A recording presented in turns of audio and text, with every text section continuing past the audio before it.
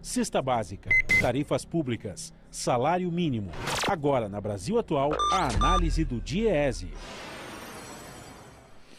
E nós fazemos contato agora com o diretor técnico do DIEESE, Fausto Augusto Júnior. Bom dia, Fausto. Bom dia, Glauco. Bom dia a todos. Fausto, ontem o IBGE divulgou dados relativos à atividade no setor de serviços que contraiu na margem pelo segundo mês consecutivo, no mês de outubro, com dados de setembro sendo revisados para baixo. A retração de 1,2% foi a mais forte para o mês desde 2016 e a maior para qualquer mês desde março. Como é que você vê esses dados, ainda mais levando-se em conta a importância que o setor de serviços tem para a economia brasileira, Fausto? Então, Glauco, a gente está vendo mês a mês, né, e cada novo dado divulgado, a confirmação de que a economia brasileira já esfriou. Na verdade, ela já estava andando de lado, estava assistindo a algum tipo de recuperação por conta aí da reabertura nesse momento aí de enfraquecimento da pandemia. Não sei se a gente pode chamar já de pós-pandemia, essa é uma outra questão, mas vai mostrando que a economia brasileira, de certo modo, ela está pagando os preços das escolhas que o atual governo vem fazendo.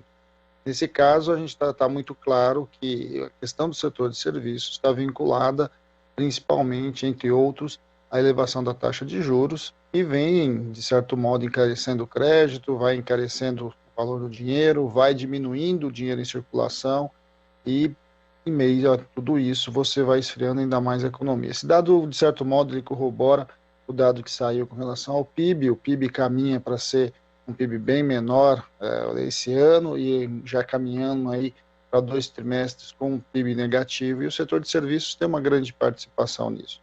Chama atenção nesse dado, Glauco, o fato de que também os serviços voltados à família, ele teve um resultado muito aquém do que os analistas esperavam, e é óbvio, né, uma vez que de alguma forma a inflação está corroendo o poder de compra dos trabalhadores em geral, e de outro lado você tem ali uma taxa de desemprego muito alta, acima aí dos 13 milhões de desempregados, e que de alguma forma inibe qualquer possibilidade desse setor crescer.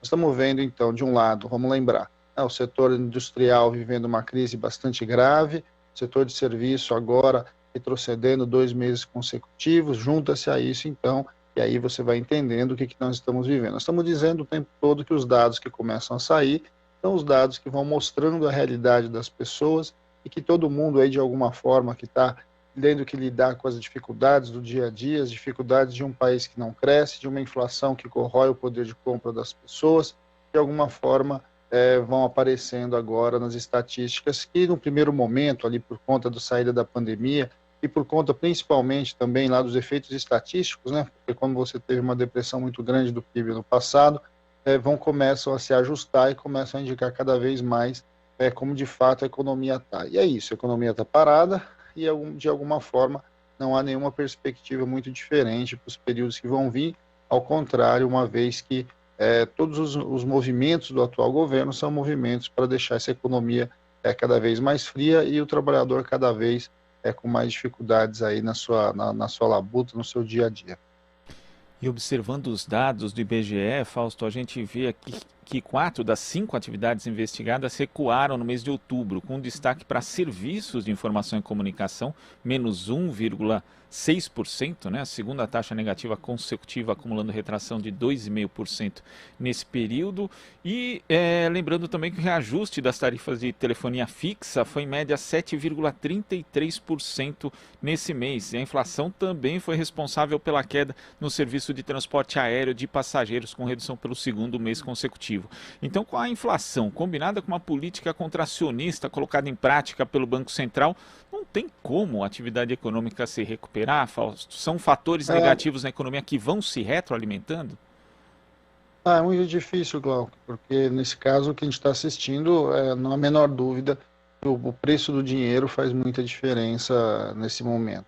Quando a gente vai olhando ali, a inflação, de certo modo, vai corroendo o poder de compra das famílias. É interessante o dado, a gente olhar esse dado, quer dizer, um dos indicadores que mostram porque o setor de telefonia caiu sim o reajuste das tarifas. De alguma forma você vai vendo que as pessoas vão tendo mais dificuldades para acessar esses serviços, ou seja, eles vão, né, perdendo a capacidade, perdendo a possibilidade de utilização disso, isso vai esfriando aquele setor.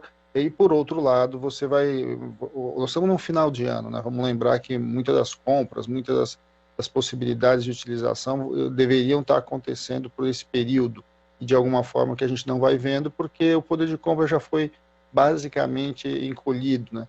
Vamos lembrar que a renda média do trabalhador vem caindo, quer dizer, mês a mês você vem assistindo uma renda encolhendo, a inflação diminuindo essa cesta de produtos da sua capacidade aí de compra, e de outro lado você tem um Banco Central que, para minimamente ter conta a inflação, ele aumenta os juros.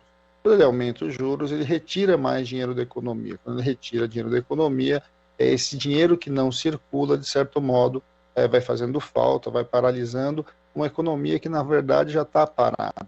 Então, nós precisávamos pensar seriamente como é que nós voltaríamos a crescer. Na verdade, o que a gente está assistindo é um movimento de paralisia, né? Um movimento de paralisia que não coloca, de certo modo, elemento novo, não empurra minimamente a economia para um outro cenário. O governo, por seu lado, também não participa muito, não participa disso, não participa quase nada disso. O investimento público é um investimento muito baixo. Toda essa visão fiscalista do Estado, de alguma forma, caminha para intensificar a nossa recessão, para intensificar essa nossa incapacidade de sair do buraco aí, né, do crescimento econômico que a gente entrou. Agora, quando a gente olha para o setor de serviços, Glauco, é sempre bom lembrar que esse é um setor fortemente influenciado pela taxa de juros e pelo crescimento econômico e pelo desenvolvimento ali de como a economia vai avançando, né?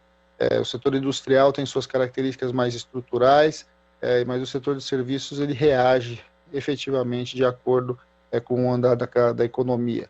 E o que a gente está vendo de certo modo, a eficácia, então, da política de alta de juros, porque uma das coisas que eles queriam é paralisar o setor de serviços, para que o setor de serviços não aumentasse os seus preços, a inflação de serviços ficasse contida e, de alguma forma, equilibrasse ali com a alta no preço de combustíveis, de energia e mesmo alimentos. Então, quando você está vendo, o resultado é o resultado esperado pelo atual governo, mas que impacta diretamente a vida das pessoas, com mais desemprego, menos renda, menos condição aí de melhorar a vida das pessoas em geral.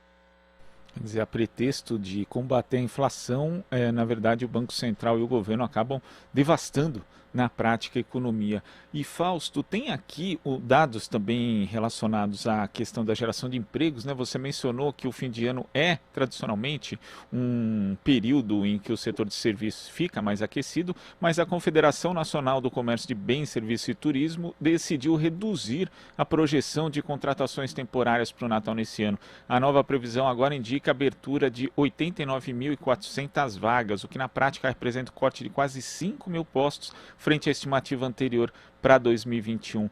Então temos aí esse combo, inflação com juros altos e não retomada de atividade econômica, e também afetando aí a geração de empregos, que poderia dar um alívio para famílias que estão sofrendo com desemprego e com rendimento muito baixo, Fausto.